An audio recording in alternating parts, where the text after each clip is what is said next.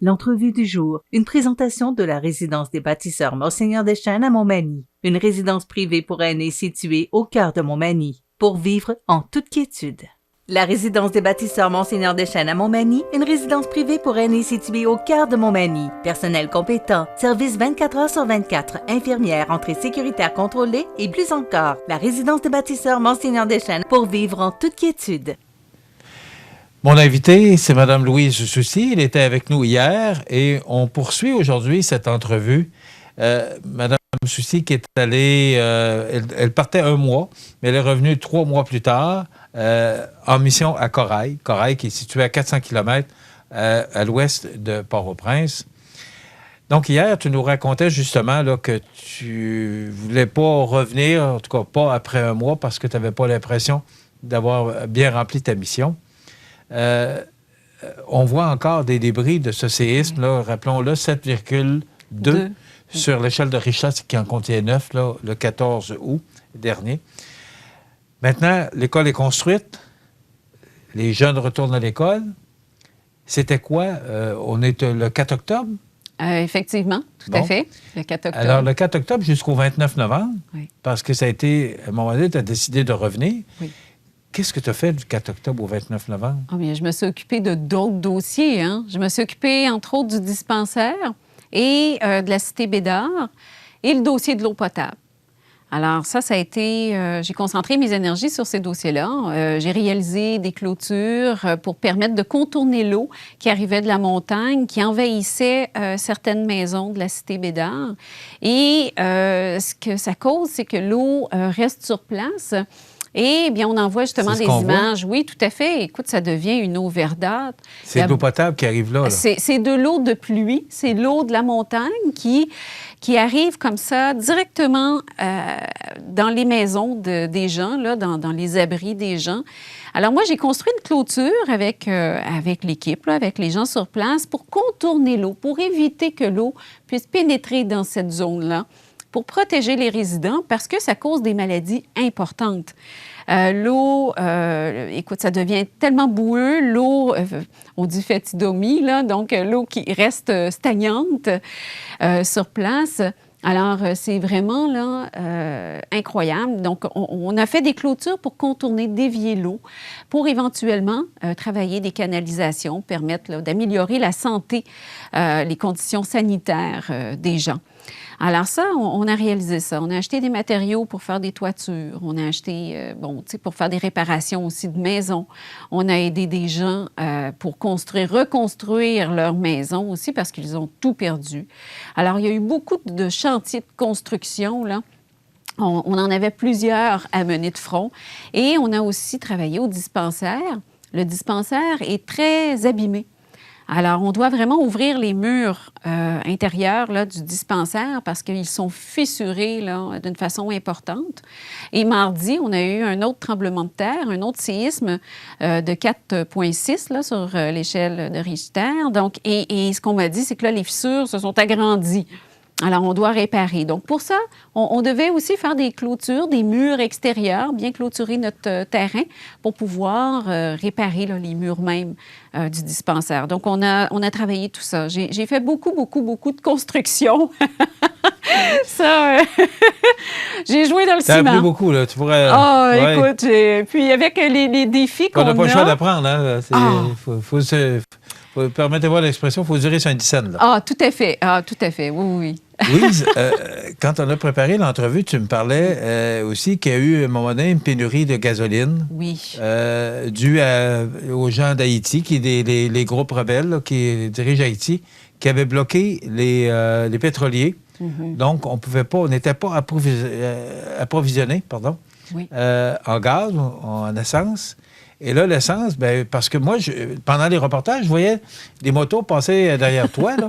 Il y a aussi les communications qui fonctionnent Ça, explique-nous un peu de ce que vous avez vécu avec ça. Oui, bien, effectivement, écoute, il y a une pénurie de carburant. Puis je ne suis pas certaine que le mot pénurie est adéquat, parce que dans les faits, il y a un détournement de carburant dans le pays par les gangs armés.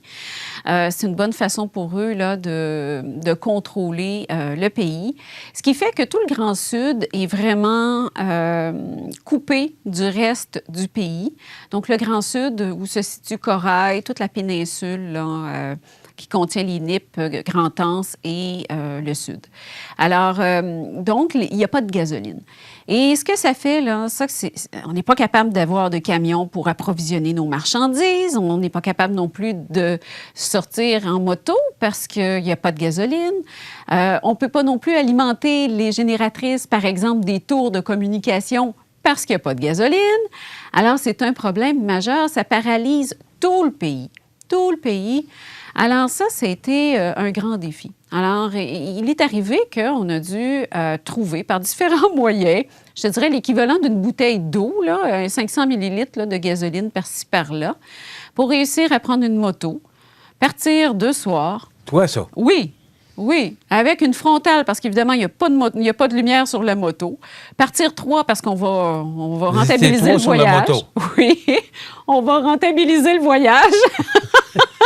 Partir en montagne à moto, c'est quand même très loin de Corail, pour réussir à capter une autre antenne plus loin dans la ville de Corail, pour essayer d'avoir une communication, pour au moins dire aux gens, on n'est pas mort. Hein, on n'est pas mort, ça va quand même, somme toute, bien. Voilà, donner des signes de nouvelles. Mais ça touche tous les aspects de la vie. Est-ce qu'ils ont répondu, les gens avec qui vous avez communiqué? Oui, oui, tout à fait. Oui, oui, bien, tout le monde attendait. Hein? et ça a été quoi la suite? Bien, écoute, ça a été comme ça pendant plusieurs jours, plusieurs semaines, et c'est encore la réalité du pays. On n'a pas de gasoline.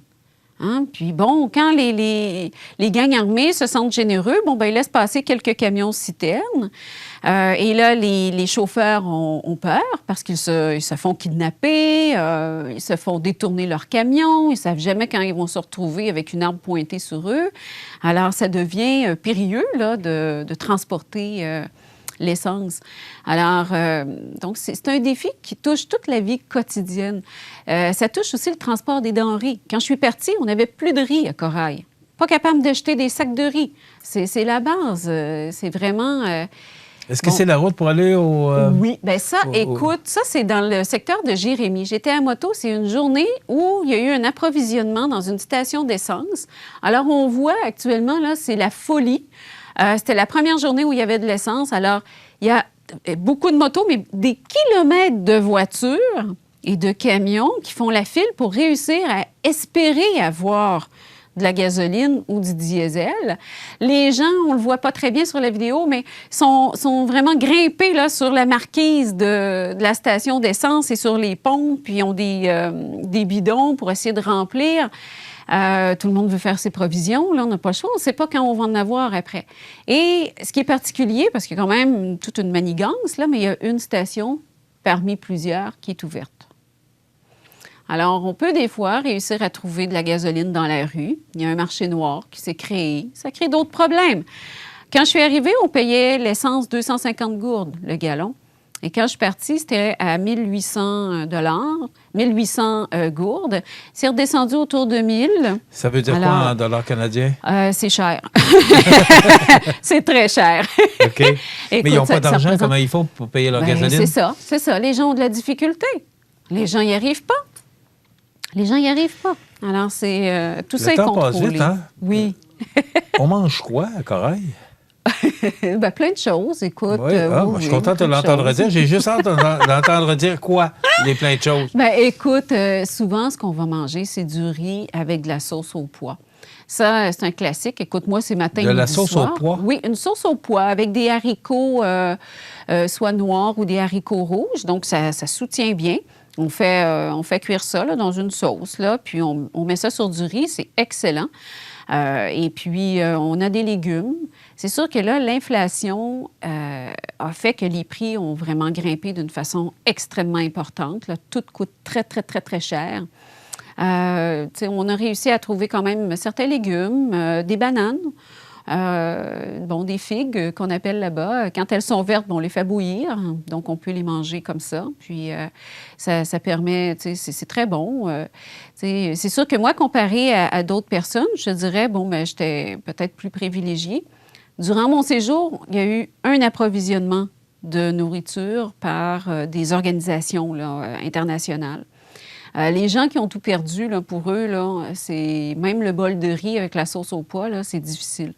Alors, c'est sûr qu'il y a d'autres, repas là, qu'on peut manger. On a du giroumon, des okras aussi, là. Donc, on trouve certains légumes. Ça, c'est très bon, là. C'est parfait, là. Puis, on peut trouver du poisson. Et on fait sécher les poissons là-bas, des petits poissons. On les fait sécher par terre ou sur des toitures et on les broie. Alors, on les mélange à la sauce. En plus de donner du goût, ça donne un peu de protéines. Donc, pour les gens, ça, c'est parfait. C'est ça. Alors, il y a du poisson quand même, des produits de la mer. C'est quoi le moral des gens qui est là? Comment ils vivent ça? Pas d'argent, plus de maison. Ils ont de la difficulté à manger leurs 3 repas par jour. Ah, ils ne mangent pas 3 repas par jour. Quand ils en ont un, là, on est content. OK. Et toi également? Bien, moi, c'est surtout que j'étais occupée. OK.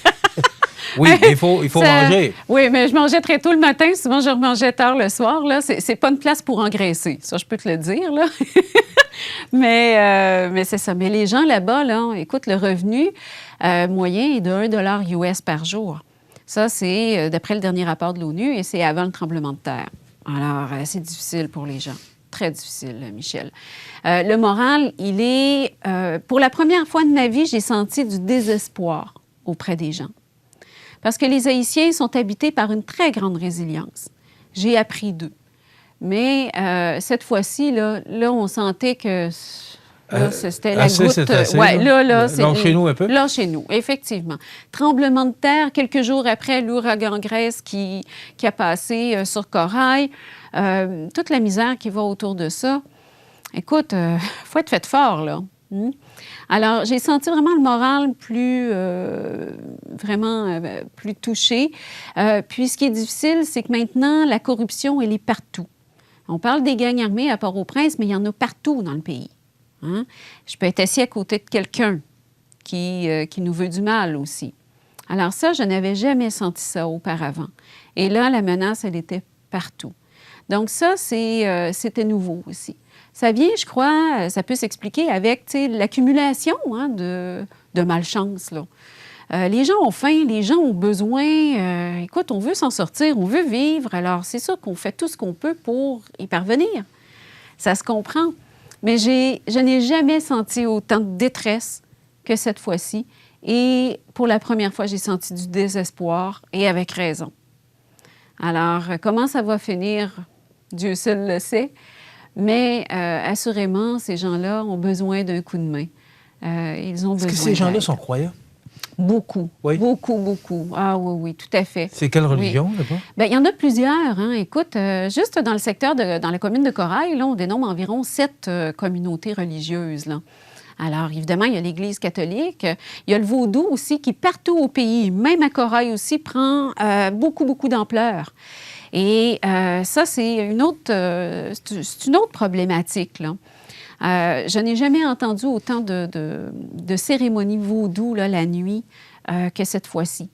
Et c'est très présent. On a eu des complications même avec ça durant certains déchargements de camions. Il y a des gens qui sont très prisonniers, je vais dire ça comme ça, là, de cette pratique-là. Alors, c'est quand même un certain défi. À la fin novembre? Oui. Là, tu as répondu à l'appel de ton chum, tu es revenu. Comment ça s'est passé? Parce que là, il faut que tu reviennes. Oui. Et on l'a dit, il y a des groupes rebelles qui sont à Haïti, qui mènent le pays. C'est pas simple de traverser le 400 km. On l'a dit hier en émission, c'est pas l'autoroute 20, là, puis pas du tout. Comment ça s'est passé le retour? Est-ce que tu as eu peur? Oui, j'ai eu peur. Tu n'as pas le choix. Pourtant, je suis quand même quelqu'un de forte, là. J'ai beaucoup de capacités quand je me compare à d'autres. Mais cette fois-ci, oui. oui. J'ai quitté Corail sans le dire à personne. Il y avait à peu près 5 personnes en Haïti qui savaient que j'allais partir. J'ai quitté très tôt. J'ai travaillé très tard la veille jusqu'à la dernière minute pour vraiment bien planifier la suite des choses. Écoute, je suis arrivée à Corail très chargée, avec beaucoup de médicaments et tout ça, mais je suis repartie très léger. J'avais presque pas de vêtements, j'avais presque rien. Alors, ça voyage bien, c'est plus facile. Et j'ai emprunté une trajectoire différente. J'ai des gens qui m'ont aidée sur la route. Et puis, je me suis retrouvée à Port-au-Prince. Mon vol était prévu pour plus tôt. Le vol a été annulé. Alors ça, c'est, tu dis misère. Tu n'as pas envie de rester à Port-au-Prince plus longtemps. Tu dois te réexposer, aller refaire les tests PCR, retourner à l'aéroport, qui est une zone chaude, bon, et ainsi de suite. Alors, bon, tu pries le ciel à chaque fois. Des tirs de mitraillettes aussi, juste de l'autre bord du mur, là, à toutes les nuits. Quand je suis revenue, la première semaine, là, je rêvais toujours à Haïti, puis j'entendais des tirs de mitraillettes. Je les entendais encore. Alors, bon, au début, tu es saisi un peu. Après, bon, on apprend à vivre avec tout ça. Alors, le retour a été... Et j'étais triste. J'étais triste. Un bout de temps, je me disais, est-ce que c'est un adieu? C'est tellement dangereux. Quand je vais revenir? Je sais que je vais y retourner, mais je ne peux pas dire quand. Et ça, c'est la première fois que ça m'arrive. Quand je quitte le pays, normalement, je sais toujours que, en mars ou tel moment, je vais revenir. Mais là, je ne le sais pas. Je ne sais pas parce que c'est trop périlleux. À un moment donné, bon, il faut y penser. Mais tu me racontais que tu savais que tu risquais ta vie quand tu es parti. Oui. Oui, je le savais, Michel. Oui, je te l'avais dit. Qu'est-ce qui t'anime? Oui. Est-ce qu'il y a une missionnaire en toi? Est-ce que tu as une vocation? Parce que c'est une vocation, être missionnaire. Oui. Tu parlais des sœurs, des religieuses qui t'accompagnaient, là. Ce sont des gens qui avaient choisi cette vocation-là. Oui. Est-ce que tu as la vocation d'une missionnaire? Est-ce que c'est ce que tu as découvert? Oui. Je vais te dire oui, Michel. Je le savais depuis déjà un certain temps, mais je pense que cette mission-là est venue confirmer que oui, je l'ai. Je le porte en moi. Je le porte en moi. C'est plus fort que toi, là. Faut que tu y ailles. Oui, tout à fait. Et sur place, moi, je m'accommode très bien de la simplicité, puis, bon, tu sais, de la misère, puis de vivre dans des conditions, tu sais, où tu n'as pas d'eau potable, ben oui, puis tu vas être malade, ben oui, c'est comme ça. Puis, tu sais, ça m'en prend beaucoup, hein, pour m'atteindre. Et j'ai fait le bilan sur place de ce qui me... Tu sais, les points positifs et les points qui sont plus négatifs. Et je restais quand même dans un bilan positif, malgré toutes les difficultés. Et oui, j'ai réalisé que j'étais fait pour ce genre de vie-là. C'est une grosse prise de conscience. Ça questionne beaucoup. Je vais voir où tout ça va me porter. J'ai une vie au Québec aussi. Hein? Mais tu vois, là-bas, les gens m'appellent Sœur Louise. Et ça fait longtemps qu'on m'appelle comme ça. Puis au début, bon, j'étais saisie un peu. Je disais, ben voyons, je ne suis pas une religieuse, hein? Loin de là. Mais en fait, on m'a expliqué, c'est que je travaille avec les gens pauvres. Je suis toujours avec les gens pauvres et j'ai pas de misère avec ça. Tu sais, au contraire, moi, je les embrasse, je les prends avec moi, puis je suis là pour les accompagner. Alors ça, évidemment, c'est un sentiment qui s'est renforcé avec le temps. Et puis avec la mission de 3 mois, bien oui, faut que tu sois habité par certains principes de vie, par certaines valeurs, parce que sinon, tu passes pas au travers. Ça, tu n'as pas le choix. Alors, on ne décide pas de devenir missionnaire. Je pense qu'on découvre qu'on peut avoir des habiletés pour le faire. Je pense que c'est ça. On doit le vivre pour comprendre. Puis, Cette photo parle d'elle-même, hein? Ils n'ont pas de l'air malheureux, ces enfants, hein? Écoute, cette fois-là, là, j'étais quelques jours sans descendre dans la ville. Pour un ensemble de raisons, question de sécurité, j'ai décidé de travailler ailleurs. D'accord? Et quand je suis arrivée en bas, après quelques jours, écoute, j'ai vu un groupe de petits mounes, d'enfants qui m'ont vu au loin, qui ont crié « Sœur Louise! » Ils se sont dirigés à la course sur moi. Ils en venaient de partout. J'ai été enlacée, portée pratiquement par ces petits mounes-là. Alors, écoute, on s'est amusés, puis j'allais pour vérifier un chantier, puis finalement, la nuit est tombée, puis j'y suis retournée plus tard. Mais c'est ça. Les timounes, c'est aussi une des motivations, hein, que c'est une de nos...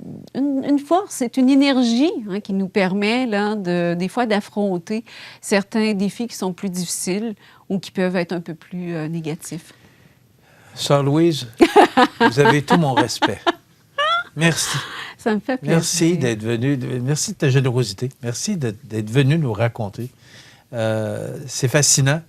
Moi, quand tu m'as dit que tu étais prête, que tu risquais ta vie, j'ai trouvé que c'était bien au-delà d'une mission.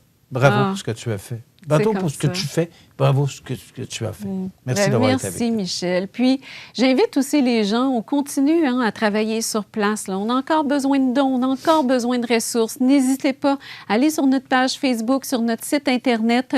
Il y a tous les outils nécessaires pour contribuer financièrement. C'est quoi le site rapidement? C'est Mission Corail, www.missioncorailhaïti.com.